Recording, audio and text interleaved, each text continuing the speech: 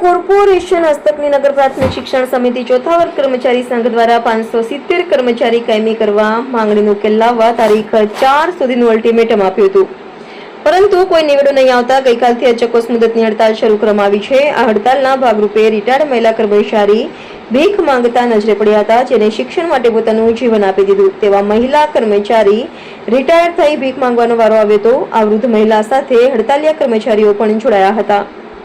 દાંડિયા બજાર 4 રસ્તા નજીક મહિલા રસ્તા પર ભીખ માંગતા કુતૂહલ સર્જાયું હતું। શિક્ષક સંઘના અગ્રણી નિલેશ રાજનો દાવો છે કે વર્ષ 1992માં 570 કર્મચારીઓ હતા, જેઓને કાયમી કરવામાં આવ્યા નથી। તેમણે કહ્યું હતું કે 570 કર્મચારીઓનો હાલ કોર્ટમાં કેસ ચાલુ હોવા છતાં પણ સમિતિએ ચોથા વર્ગના 4 કર્મચારીઓ કે જેઓ પટ્ટાવાળા હતા તેઓને ડ્રાઈવર તરીકે ત્રીજા વર્ગમાં બઢતી આપી, જે બધા 4-5 વર્ષમાં નિવૃત્ત થઈ જશે, બઢતી આપી કાયમી કરી દીધા છે। આપ શિક્ષણ સમિતિના ચોથા વર્ગના કર્મચારી હતા, આપને કોઈ લાભ નથી મળ્યા અને તેના કારણે આપે કઈ રીતે જિંદગી જીવવી પડે છે અત્યારે? મારા ભીખ માંગીને જ જીવું છું। કેટલા વર્ષથી આપ રિટાયર થયેલા છો? 2013માં રિટાયર થઈ, 2014માં તો ભીખ જ માંગુ છું। કોણ કોણ છે આપના પરિવારમાં? મારા પરિવારમાં ભાઈ, ભત્રીજા, વહુ બધા જ છે। એ લોકો નીચે રહે છે અને ઉપર મારી મધરે મને ઘર આપ્યું છે, હું ઉપર રહું છું। અલગ જ રહો છો? અલગ જ રહું છું। કેટલા વર્ષથી આપણે તમે આ રીતે ગુજરાન ચલાવો છો? હું મારી મા હમણાં મરી ગઈ, 1 વર્ષ થયું, તો અત્યારે ભીખ માગીને માનું પૂરું કરતી હતી। શું માંગ છે તમારી સરકારને? શું કહેવા માંગશો તમે? મને પેન્શન નથી મળતું ને પૈસા નથી। જિંદગીના અમૂલ્ય વર્ષો તમે આ રીતે કાઢી નાખ્યા, કેટલું દુઃખ થાય છે તમને? હવે કશું નથી મળતું, આ રીતે તમે આવી ગયા? હવે પેન્શન મળે એટલે બસ એમાં થઈ ગયું। આટલા વર્ષથી તમે આટલા વર્ષ વેડફી નાખ્યા, સરકાર તરફથી કોઈ જ તમને લાભ ના મળ્યો, તો કેવું લાગે છે તમને? શું લાગે? ભીખ માગીને પૂરું કરું છું। દુઃખ થાય છે સરકારથી? હા, તો દુઃખ તો થાય જ ને।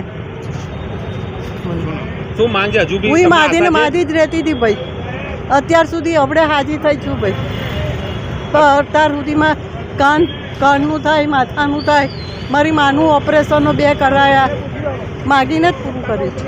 અત્યારે કર્મચારીઓ હડતાલ પર બેઠા છે, હજી બી તમને આશા છે કે સરકાર સાંભળશે તમારું? સાંભળશે, ભગવાન છે ઉપર। માનવીનું રિટાયર દુઃખદ થાય અને રોડ પર આવવું પડે, કેટલી દુઃખની વાત છે? શું છે આખો મામલો? દુઃખની બાબત જ કહેવાય, કારણ કે જે કર્મચારીએ સરકારી વિભાગમાં 30-35 વર્ષ નોકરી કરી હોય અને પછી નિવૃત્તિ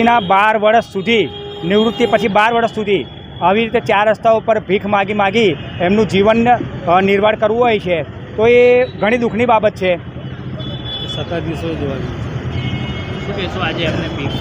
એ આ રસ્તા ઉપર ડેલી જ ભીખ માગતા હોય છે, પણ આજે અમે હડતાલ પર બેઠા છે એટલે અમે ખાસ આ વસ્તુઓ કવરેજ કરવા માટે અમે વિનંતી કરેલી હતી।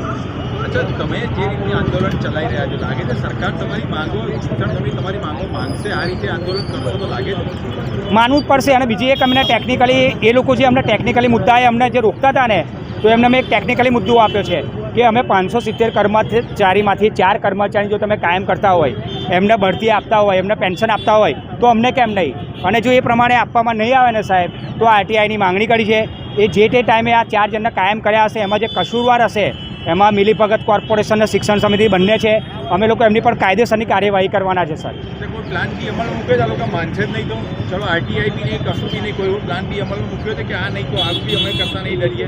અત્યારે હાઈકોર્ટમાં ફાઇનલ હિયરિંગ પર છે, પણ કેવું છે કે અમને ખબર છે કે અમે જીતવાના છે, એરિયસ સાથે જીતવાના છે, પણ સર આવા લોકોને લીધે અમારે એમની જોડે સમાધાન કરવું પડે છે અને 100 કરોડ જેવું એરિયસ અમે જવાની શરતે સમાધાનમાં બેઠા છે સર। સમાધાનમાં બેઠા એટલે એમણે એક કમિટી બનાવી છે 7 સભ્યોની, એમાં કોર્પોરેશન અને શિક્ષણ સમિતિના બંનેના સભ્યો છે। એમની મિટિંગ થઈ છે, મિટિંગ થયા બાદ વકીલોની મિટિંગ થઈ 3 પક્ષોના, અને એમાં સમાધાનની ફોર્મ્યુલા નક્કી કરવામાં આવ્યું છે અને કોર્ટમાં રજૂ કરવામાં આવ્યું છે, પણ કેમ નહીં આ 2-4 મહિનાથી એ પ્રોસેસ આગળ વધતી નથી, એને લઈને અમે લોકો ખાસ હડતાલ પર બેઠા છે। નિલેશ રાજ, ચોથા વર્ગ સંઘ પ્રમુખ।